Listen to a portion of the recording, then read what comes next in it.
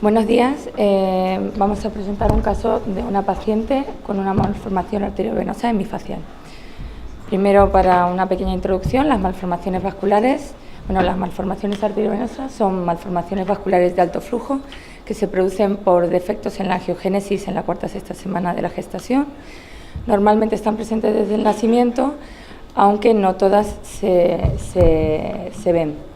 Tienen un periodo de quiescencia cuando en la juventud y suelen empezar a crecer en la segunda y la tercera década de la vida, o con la gestación o traumas tanto quirúrgicos como accidentes.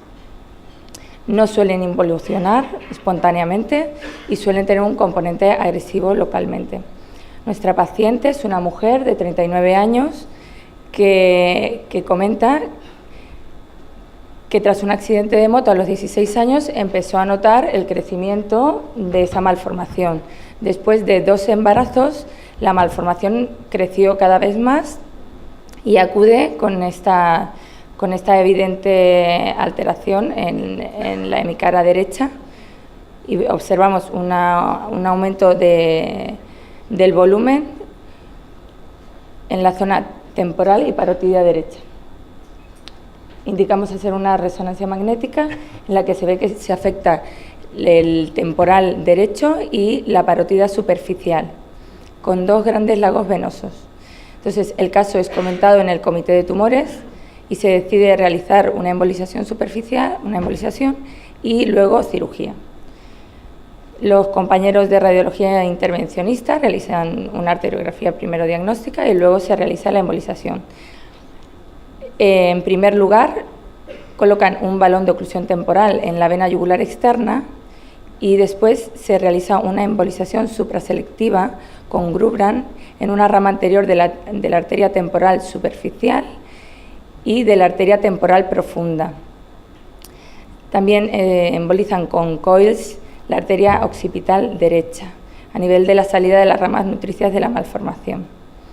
Los controles finales demuestran una devascularización, aunque las zonas de los lagos venosos siguen captando, como veis en las imágenes de la derecha. Tras un gran trabajo de ello, pues nosotros el mismo día, con el servicio de cirugía plástica y el servicio de cirugía maxilofacial, procedemos a la intervención quirúrgica. El abordaje es un abordaje hemicoronal y preauricular con extensión cervical derecha. Se procede a la exéresis, primero a la búsqueda de vasos para asegurar que si hay algún accidente pues tengamos controlada la situación.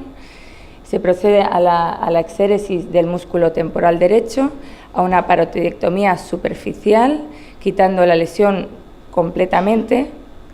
Aquí observamos la imagen del vacío que queda después de hacer la exéresis tumoral y vemos el nervio facial completamente disecado y respetado. Luego utilizamos una prótesis de Medport para solucionar el defecto que hemos creado en la zona temporal. La anatomía patológica, aquí vemos una imagen de una lupa con hematoxilina eosina y vemos la malformación constituida por vasos de distinto calibre entre el tejido conectivo fibroadiposo y muscular.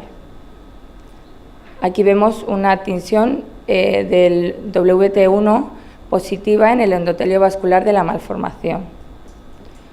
Nuestra paciente pasó de estar en esta situación a cambiarle la vida, poder realizar su vida normal, empezar a buscar trabajo y está obviamente muy contenta. El resultado estético es estupendo. Esto es 4 meses después, hay que esperar un poquito más para que siga bajando la inflamación, pero bueno, el resultado estético y funcional es excelente cuando se realiza un tratamiento multidisciplinar y en concordancia con los servicios de radiología intervencionista, cirugía plástica y maxilofacial y obviamente de anatomía patológica.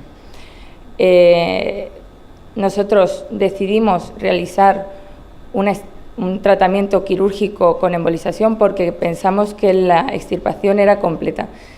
Cuando la extirpación no es completa, se valora el realizar un tratamiento con medicación antiangiogénica, pero en este caso se decidió no hacerlo porque como la incisión era muy grande y la herida quirúrgica también, podía haber un retraso en la cicatrización con el sirolimus. Muchas gracias.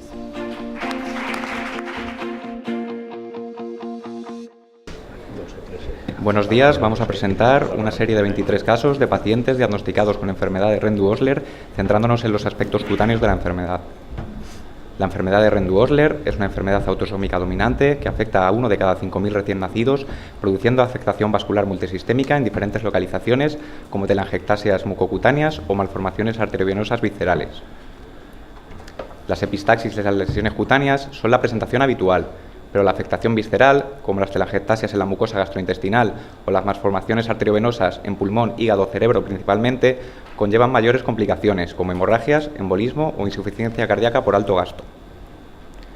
Desde nuestro hospital observamos que aunque la mayoría de los pacientes con Rendu-Osler tienen lesiones cutáneas apreciables, pocos consultan por las mismas.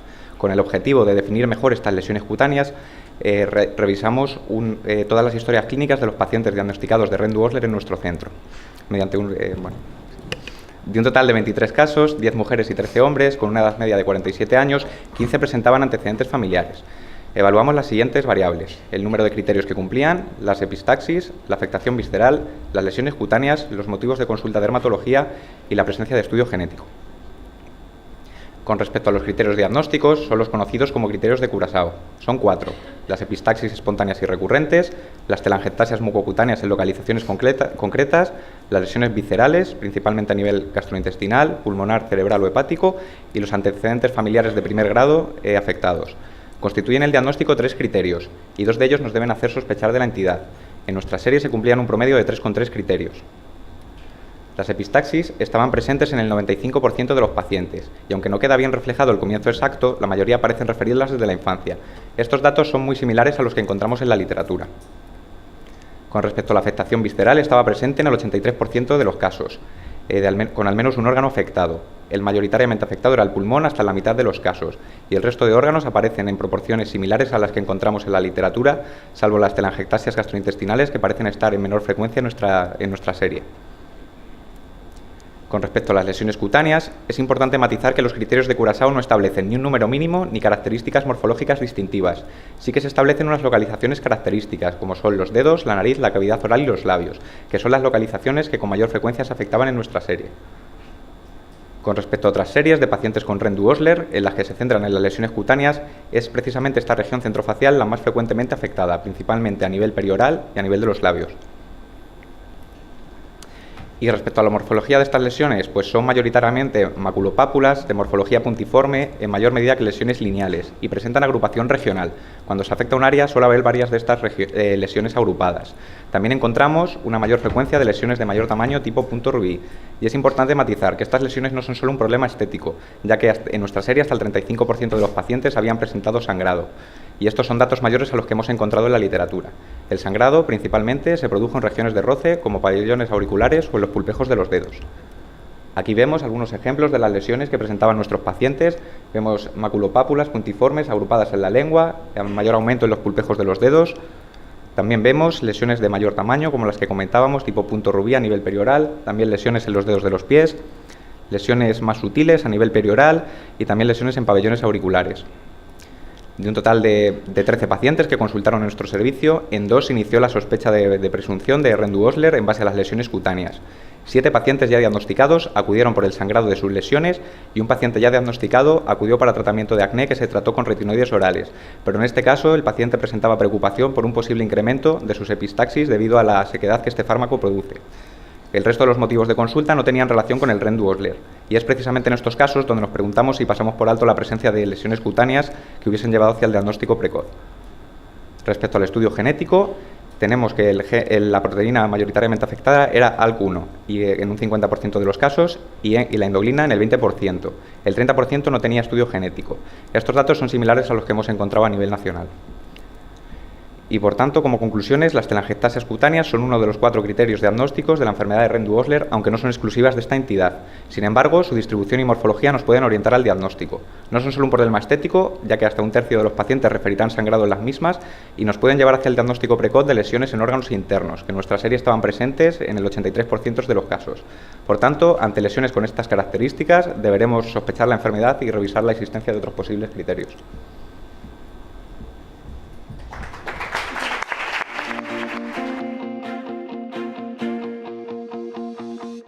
Buenos días.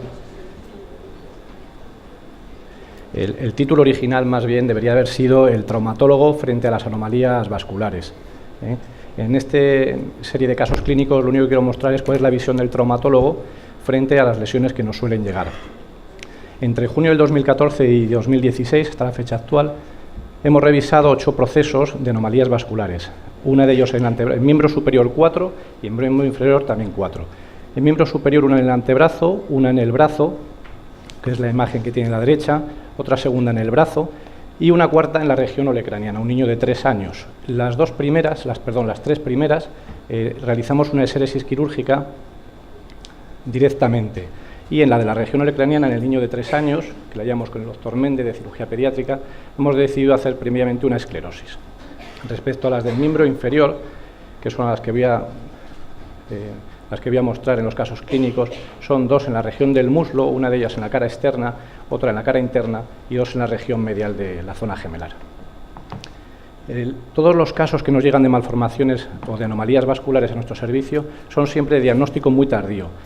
Son pacientes que generalmente vienen con dolores que se declaran con el ejercicio intenso, con lo cual la orientación siempre es hacia lesiones musculares de tipo deportivo. Ya cuando los ve el médico rehabilitador, pasan por fisioterapeutas y es cuando se les pide una resonancia, es cuando realmente ya llegan a nuestro servicio. Este caso es una chica de 24 años que viene con dolor intenso, que en principio se manifestó solo con el deporte, pero luego ya solamente con la deambulación ya declaraba tener dolor. Es un dolor de tipo muy mecánico y en la resonancia se puede apreciar ya una lesión compatible con lesión vascular. Fue valorada en el comité y se decidió hacer de entrada una esclerosis. Valorada la paciente a las 6 semanas, la esclerosis no fue efectiva y entonces decidimos hacer una cirugía. Es importante para la cirugía utilizar la ecografía, pero la ecografía también intraoperatoria. Esto es por 2 razones. La primera, para no fallar cuando quitemos la lesión, y la segunda, para evitar la morbilidad. No es lo mismo quitar gran masa muscular que menos masa muscular. El pronóstico es mucho mejor. Ahí podemos ver la fascia, la ecografía sobre la fascia donde localizamos bien la lesión y una vez abierta la fascia, la zona muscular, y como lo que realmente vemos a nivel macroscópico, que muchas veces es difícil hasta dónde quito y dónde no quito, es un ovillo, un aspecto cerebroide, y lo que sí se suele ver, que es la esclerosis, nos ayuda mucho, es algunos vasos esclerosados, que es donde nos indica que realmente estamos en el sitio y podemos coger un margen relativamente no afecto. Ahí vemos la imagen ya con la musculatura sana. La paciente no tuvo ningún tipo de problemas y la verdad que mejoró funcionalmente. Tiene un seguimiento de 9 meses esta paciente. El segundo caso es una niña de 12 años que cuando nos viene a nosotros ya tenía casi prácticamente un año de evolución y venía con cojera y una marcha en pie equino. Es decir, la paciente, para evitar el dolor, había hecho una posición con el pie, un equino prácticamente estructurado y que no era ni reductible.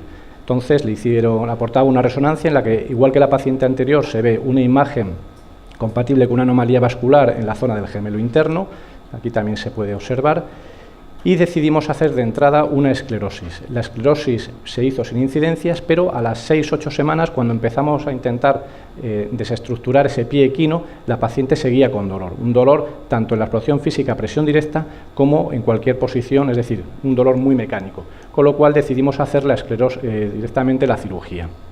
La cirugía se hace igual que la anterior, con ecografía, localizamos la zona, realizamos la exéresis y la esclerosis en este caso nos ayudó bastante.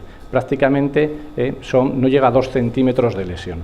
La paciente, para un seguimiento de 6 meses que lleva actualmente, pues funcionalmente no tiene dolor y el pie es lo que más nos está costando que haga un pie plantigrado. Y el último caso que presento es una niña de 13 años, con un dolor en la región del vasto medial, que solamente debuta cuando realiza ejercicio intenso, debuta solamente en educación física, no viene con cojera, simplemente con esa molestia. La exploración es prácticamente anodina y solo cuando presionamos fuerte en la zona medial del muslo es cuando declara tener dolor. Estas son las imágenes en las cuales también se observa compatible con una lesión o una anomalía vascular, y en este paciente decidimos hacer la esclerosis. La paciente fue revisada al mes, a las 4 semanas y a las 8 semanas, y cuando ha iniciado otra vez lo que es los ejercicios intensos, difiere no tener el mismo dolor, pero mantiene las molestias. De momento le hemos ofrecido la cirugía, pero los padres de momento lo rechazan. Pues nada, muchas gracias.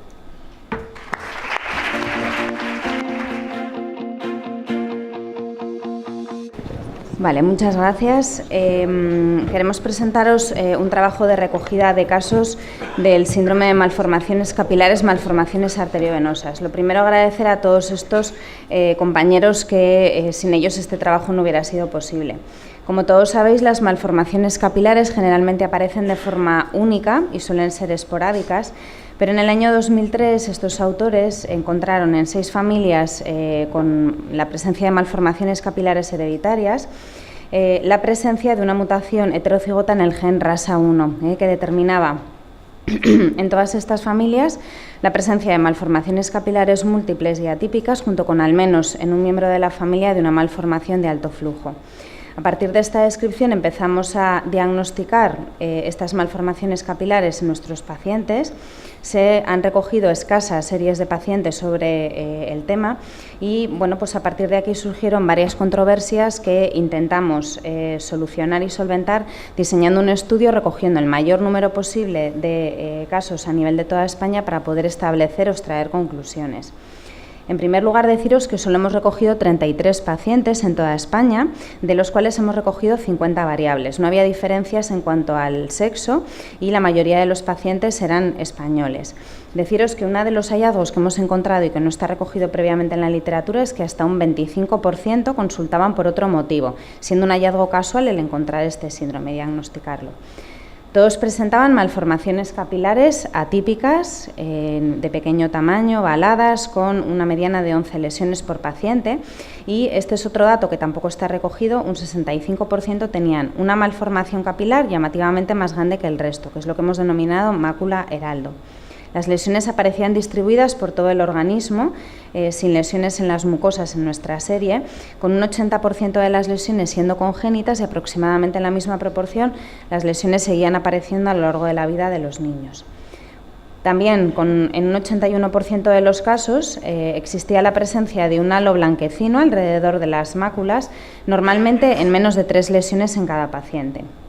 Recientemente nuestros compañeros de Las Palmas han descrito la presencia de hipotricosis en 7 de sus pacientes con este síndrome. Nosotros lo hemos buscado, sí es verdad que no todos los compañeros lo tenían reflejado en las historias clínicas y este dato lo tenemos que completar, pero tan solo lo hemos recogido en un 36% de los pacientes, probablemente porque esto es más difícil de valorar en los niños y porque incluso dentro del mismo paciente hay diferencias dentro de las malformaciones capilares.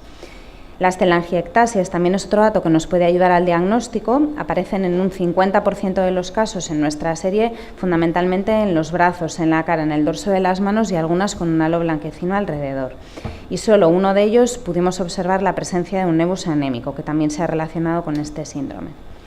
Quizá lo más importante sea la presencia de malformaciones de alto flujo que pueden aparecer tanto en la piel como el músculo, el hueso o el sistema intracraneal o vertebral. En la literatura se ha reflejado aproximadamente en un tercio de los pacientes, siendo mayor esta proporción en el caso de los pacientes y menor en los familiares de los pacientes.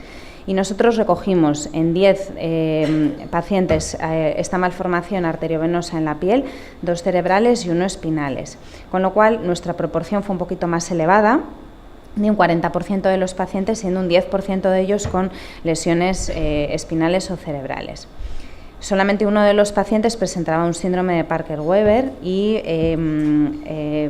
recientemente se han descrito los criterios de diagnóstico de este síndrome, estableciendo como definitivo o probable el diagnóstico, y las pruebas complementarias que podemos hacer en muy poquitos casos tenían realizadas una histología. La verdad es que nos ayuda poco, tan solo se puede ver una malformación, dilatación de los vasos en la dermis superficial. La ecografía Doppler parece que nos ayuda mucho más, sobre todo en las malformaciones arteriovenosas, para demostrar este aumento de vascularización que tienen estos pacientes en las lesiones en la piel, como veis aquí. Por supuesto, la resonancia magnética nos ayuda a hacer este diagnóstico de malformaciones arteriovenosas, cerebrales o espinales, y el estudio genético nos ayuda a demostrar esta mutación en el gen RASA1. Sin embargo, estas mutaciones son muy heterogéneas, ni el tipo ni la posición de la mutación se correlacionan con el fenotipo, ni en los pacientes ni en los familiares. Y hasta un 20-30%, según la serie, son pacientes RASA1 negativos, que son completamente indistinguibles de los que encontramos en el estudio positivo, y probablemente sea un problema o bien de sensibilidad de la técnica o bien una implicación de otro gen. Solo un 11% en nuestra serie de los pacientes fueron negativos. También a veces no encontramos o no podemos encontrar una historia familiar positiva, lo cual en 30% de los pacientes no pudimos observarlo, y hay también autores que han descrito la presencia de tumores asociados de muchos tipos.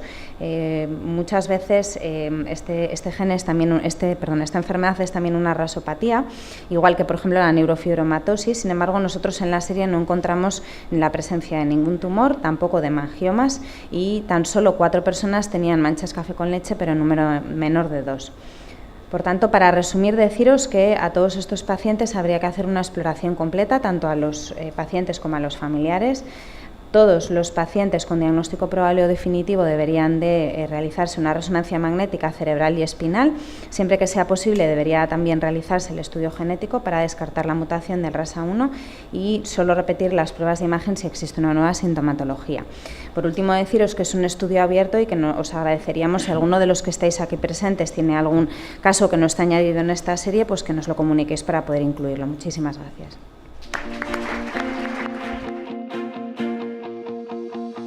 Allá vamos.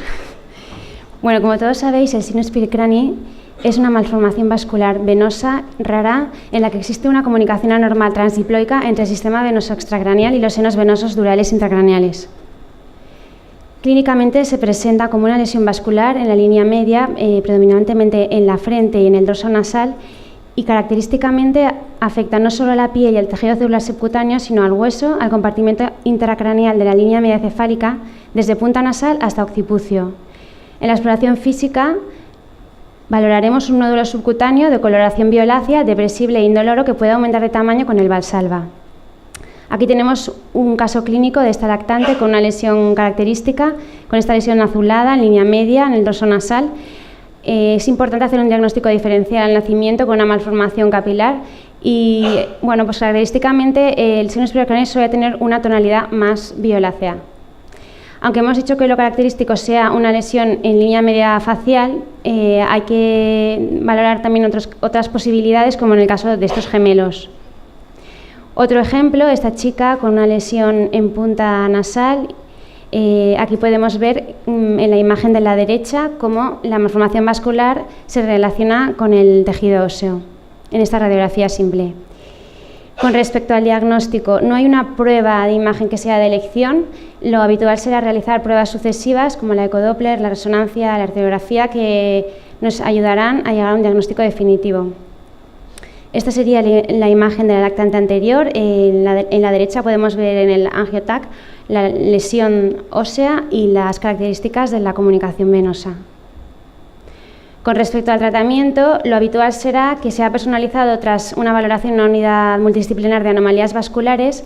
En ocasiones será conservador con un seguimiento estrecho del paciente, y cuando el tratamiento es quirúrgico se realiza generalmente un tratamiento combinado, por un lado endovascular del componente intracerebral y por otro lado un tratamiento quirúrgico del componente extracerebral con o sin resección del defecto óseo.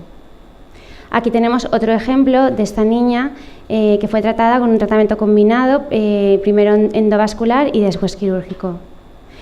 Bueno, vamos a nuestro caso. El caso es de un niño de 20 meses que había sido diagnosticado de una malformación capilar en línea media facial y que es remitido a la consulta por un crecimiento progresivo y un atípico pues del área donde estaba la malformación capilar. Se le realiza un ecodoppler y se percibe que se trata de una lesión vascular de alto flujo. Aquí tenemos el TAC con contraste, y podemos ver ese aumento de partes blandas a nivel del área frontal. Tanto la angioresonancia como el angiotac demostraron que esta malformación era de naturaleza arterial y que existía una comunicación a través del hueso frontal de la malformación vascular con la arteria meningea media. Aquí tenemos la arteriografía en la que vemos este ovillo vascular arterial que está nutrido a expensas de la arteria meningea media y de la arteria temporal. En este caso, este niño fue tratado inicialmente con tratamiento endovascular de la porción distal de la arteria meningea media y posteriormente, para reconstruir el defecto, se implantan expansores subcutáneos que permitirán, tras la exéresis de la porción extracraneal, el cierre directo por planos. Hemos traído este caso porque el seno esperocráneo se define clásicamente como una malformación vascular venosa y la comunicación de la vascularización arterial intra- y extracerebral a través del hueso frontal no estaba previamente descrita.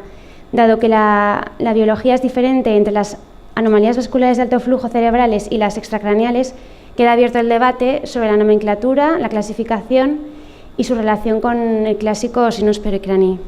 Muchas gracias.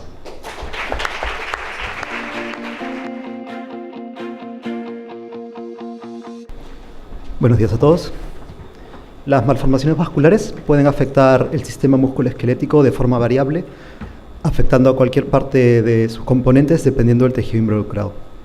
Vamos a presentar el caso de una mujer de 42 años que acude a nuestra consulta refiriendo 2 años de dolor invalidante y limitación funcional de la cadera izquierda, con imposibilidad para la flexión y la abducción de la articulación de la cadera. En la exploración física vemos afectación cutánea de ingle, glúteo y muslo izquierdo. Pedimos pruebas diagnósticas. En la angioresonancia vemos que la afectación es extensa, viendo una malformación venosa compleja con afectación de planos profundos y superficiales asociada a cambios degenerativos de la articulación coxofemoral con una necrosis avascular de la cabeza del fémur. Esta paciente, previa a nuestra valoración, había tenido un intento de intervención quirúrgica para reemplazo de la cadera, pero se consideró que era inoperable debido a la malformación vascular.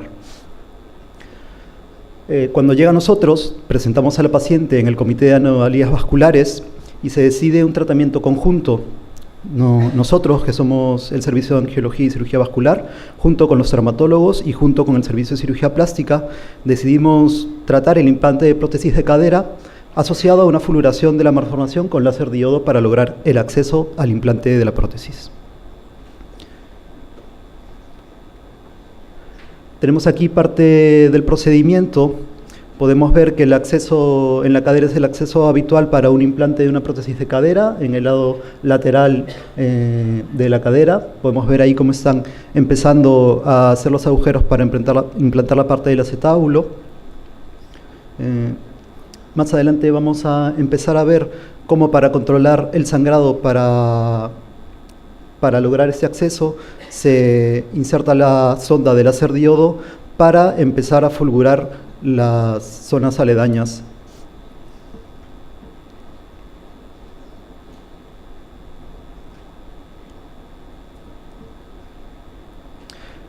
La cirugía, fue exitosa, se logró el implante de la prótesis, presentado como complicaciones postquirúrgicas una necesidad de politransfusión. Luego el postquirúrgico, la paciente refería dolor en la pierna, presentaba una neurapraxia del nervio ciático y pseudoaneurismas femorales y una fístula arteriovenoso-ilioiliaca. Por la parte de la fístula arteriovenosa se realizó una arteriografía. Vemos 2 pseudoaneurismas, uno dependiente de la arteria femoral profunda de una de sus ramas y otro en la transición de la arteria femoral superficial con la arteria femoral común.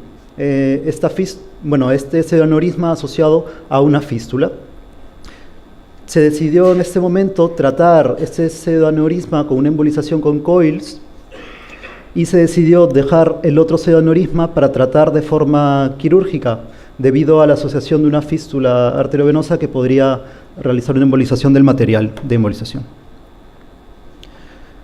En la parte de la reparación quirúrgica vemos aquí como podemos ver, el agujero de entrada, esto ya está controlado con un control de la arteria femoral proximal y distal. Podemos ver debajo la vena femoral y al lado la entrada del pseudoaneurisma en su lado y asociado a una comunicación con una fístula arteriovenosa. Podemos ver aquí el agujero del pseudoaneurisma con la reparación ya de la vena femoral. Y aquí las imágenes finales, viendo ya la arteria femoral reparada y la vena femoral también reparada y el agujero del pseudoaneurisma también ya suturado. En la evolución de la paciente, un mes postquirúrgico, tenemos esta imagen. La paciente ya podía caminar con cierta limitación por la neuropraxia ciática, pero ya no presentaba el dolor en la articulación de la cadera y tenía una funcionalidad mucho mejor de la articulación. Podemos ver la prótesis implantada, los coils puestos ahí. Consideramos que las malformaciones pueden asociar una degeneración de la articulación cercana a estas. Consideramos que el manejo por un equipo multidisciplinar especializado siempre debe ser tomado en cuenta en todas las anomalías vasculares, y antes de considerar que un caso es inoperable se deben tratar de agotar todas las posibilidades terapéuticas como en la paciente que hemos presentado. Muchas gracias.